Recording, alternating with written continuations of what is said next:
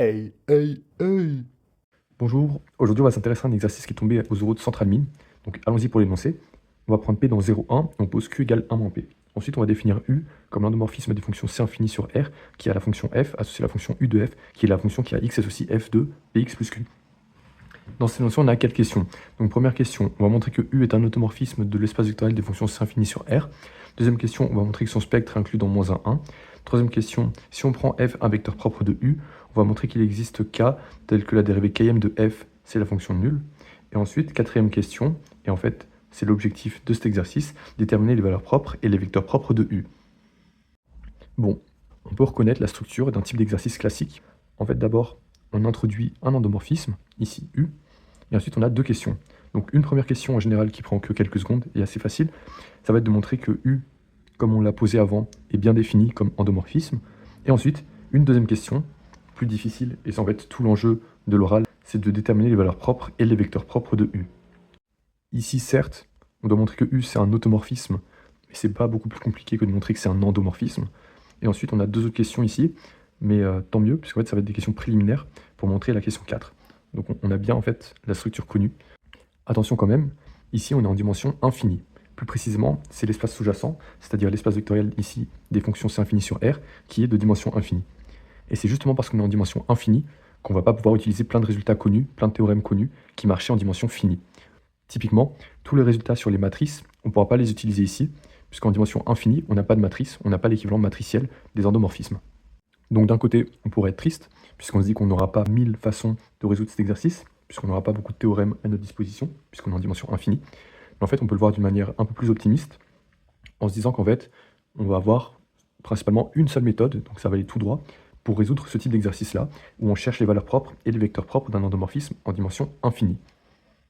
En fait, dans l'immense majorité des cas, quand on cherche à trouver les valeurs propres et les vecteurs propres d'un endomorphisme en dimension infinie, on va souvent adopter cette méthode-là. En fait, on va écrire l'équation valeur propre, donc ici U de F égale lambda F, et on va chercher à la résoudre, c'est-à-dire trouver lambda et F par analyse synthèse. Donc c'est une méthode assez rudimentaire, puisqu'on vient à la définition d'une valeur propre et d'un vecteur propre, mais en dimension infinie, on n'a pas trop le choix. Je fais une petite remarque quand même pour nuancer le « on n'a pas trop le choix ». En fait, il peut arriver qu'on puisse se ramener à de la dimension finie, même si à la base, on était sur un espace de dimension infinie. Par exemple, si on prend l'espace vectoriel K crochet X, et U un endomorphisme de K crochet X, donc là, on est bien en dimension infinie, mais en fait, on peut se ramener à de la dimension finie. Si par exemple, pour tout n, Kn crochet X est stable par U, en fait, on peut considérer l'induit de U sur Kn crochet X, on va l'appeler Un tilde, et ça, c'est un endomorphisme de Kn crochet X, qui est un espace de dimension finie. Mais la dimension finie, c'est pas magique non plus, on a certes des informations sur les valeurs propres de U, mais pour trouver les vecteurs propres de U, a priori, là encore, en général, on repasse par l'équation aux valeurs propres. Par contre, cette remarque est très pertinente dans le cas de cet autre exercice central mine-là, où ici on recherche encore une fois les éléments propres d'un endomorphisme en dimension infinie. Dans cet exercice-là, se ramener à de la dimension finie et connaître les valeurs propres et la dimension des sous-espaces propres, ça va complètement suffire à connaître ces sous-espaces propres eux-mêmes. Donc je vous conseille de faire cet autre exercice-là, après la vidéo bien sûr, pour vous entraîner sur cette remarque-là. On revient maintenant à l'exercice de la vidéo. Je pense que c'est un type d'exercice qui peut être intéressant de voir au moins une fois, parce que déjà ça permet de développer le réflexe. Si je cherche des valeurs propres et des vecteurs propres en dimension infinie, alors je sais que la méthode, ça va être d'écrire l'équation valeur propre et de la résoudre par analyse synthèse. Et aussi, c'est un type d'exercice qui peut apparaître sous plusieurs formes. Donc ici, l'espace de dimension infinie, c'est l'espace des fonctions C infini sur R, mais on pourrait aussi juste avoir l'espace des fonctions juste continues sur R, ou alors un espace de suite, ou alors un espace de polynôme. Et enfin, c'est un exercice qui est faisable dès la sup, à condition de savoir ce qu'est une valeur propre et un vecteur propre. Maintenant, on va passer à la résolution. Donc question 1, on va montrer que U est un automorphisme de l'espace des fonctions C infini sur R. Pour ça, par exemple, on va montrer que U est un endomorphisme bijectif. Pour ça, pour le côté bijectif, on peut expliciter une bijection réciproque de U. Et pour le côté endomorphisme, bon, pour la partie endo, on peut montrer que si F est C infini, alors U de F reste aussi C infini. Et pour la partie morphisme, il suffit de montrer que U est linéaire. Allons-y. Donc U est bien défini, puisque si F est C infini sur R, alors U de F reste aussi C infini sur R, comme composé de deux fonctions C infini sur R. Ensuite, U est bijective, de bijection réciproque U-1, cet endomorphisme-là. Ici, c'est immédiat, pas la peine de vérifier que U-1 rond U égale U rond U-1 égale l'identité sur l'espace des fonctions C infini sur R. Et ensuite, U est linéaire. Pourquoi? En fait, ici, pas la peine de sortir un lambda, sortir un mu, F et G, et vérifier la linéarité comme ça. En général, et ici c'est le cas encore une fois, Pour montrer la linéarité de U, il suffit de montrer qu'elle découle de la linéarité de quelque chose d'autre. Et ici, elle découle de la linéarité de la composition à droite des fonctions. On a bien montré tout ce qu'il fallait montrer, donc U est bien un automorphisme de l'espace des fonctions C infini sur R. Et maintenant, on va passer au cœur de l'exercice, donc on va déterminer les valeurs propres et les vecteurs propres de U en résolvant l'équation valeurs propres par analyse synthèse. Et les questions 2 et 3 vont juste être là pour nous guider dans la partie analyse. Donc allons-y, dans la partie analyse ou la partie conditions nécessaires, c'est la même chose.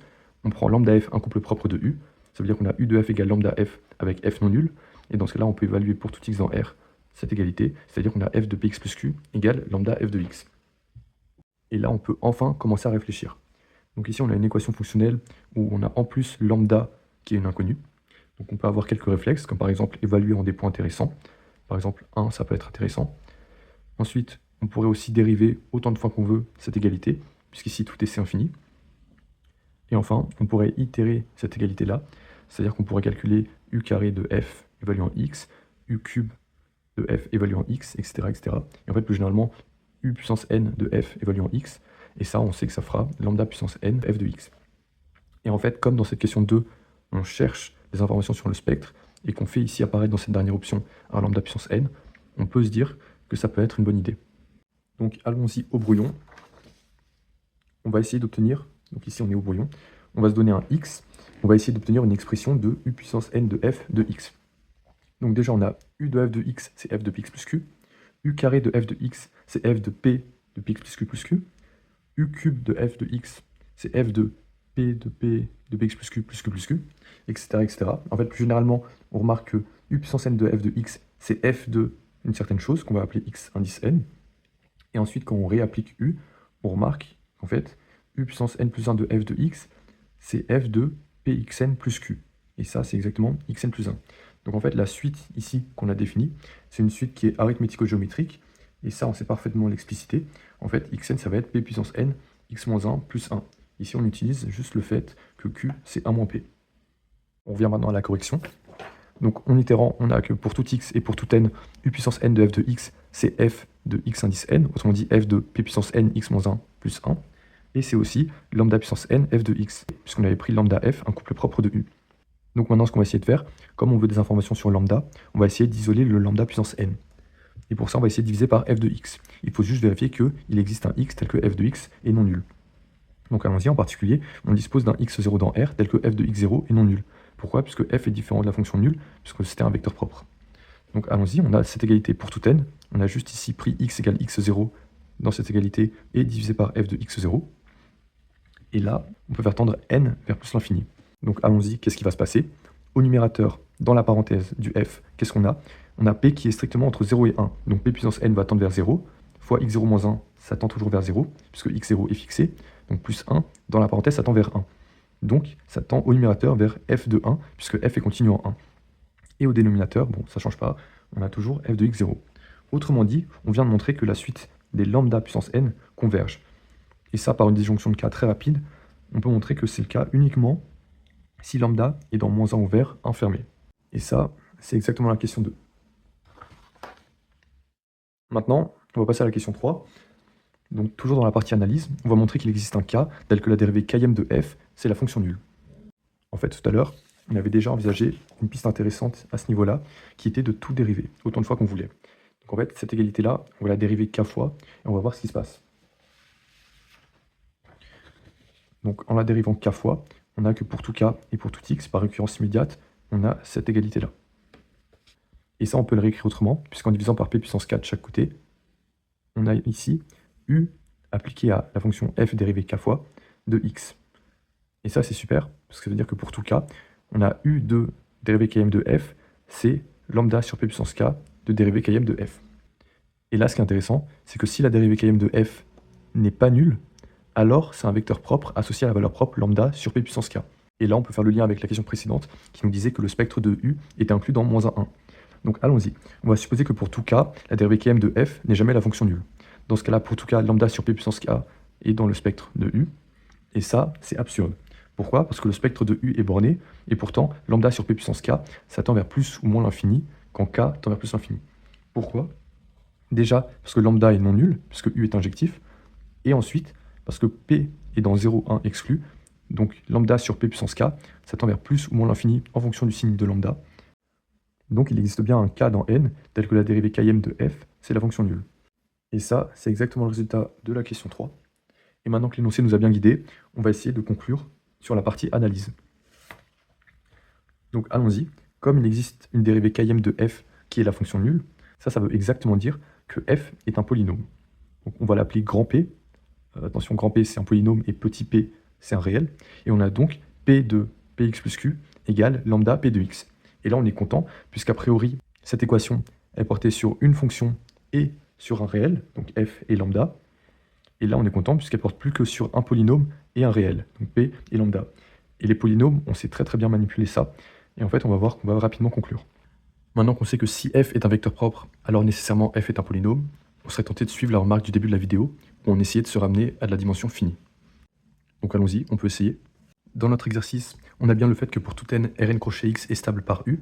Dans ce cas-là, on peut considérer U tilde n, l'endomorphisme induit par U sur Rn crochet x. Et si on regarde la matrice de U tilde n dans la base canonique de Rn crochet x, on a exactement cette matrice-là. Et là, c'est super, puisqu'on lit directement le spectre de U tilde n, c'est 1, p, p carré, etc. jusqu'à p puissance n. Et aussi, on a exactement la dimension des sous-espaces propres, qui est toujours 1. Maintenant, on peut revenir à U. On en déduit que le spectre de U, c'est exactement les p puissance k pour k dans n, et que la dimension de tous les sous-espaces propres est toujours 1.